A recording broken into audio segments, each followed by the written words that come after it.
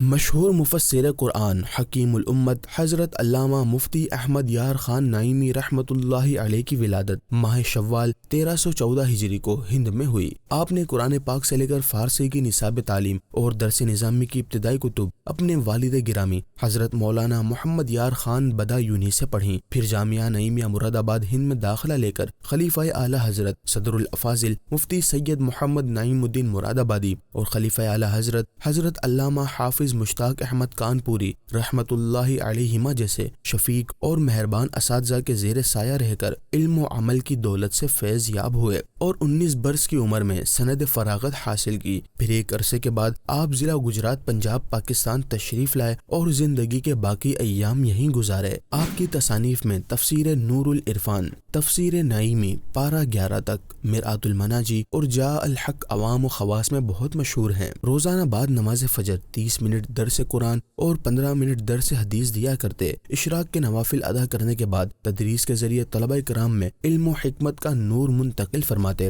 مخصوص اوقات میں درود تاج اور دلائل الخیرات شریف ورد زباں ہوتی۔ 3 رمضان المبارک 1391 ہجری 1391 ہجری مطابق 24 اکتوبر 1971 1971 کو آپ کا وصال ہوا۔ آپ رحمت اللہ علیہ کا مزار فائز الانوار گجرات پنجاب پاکستان میں ہے۔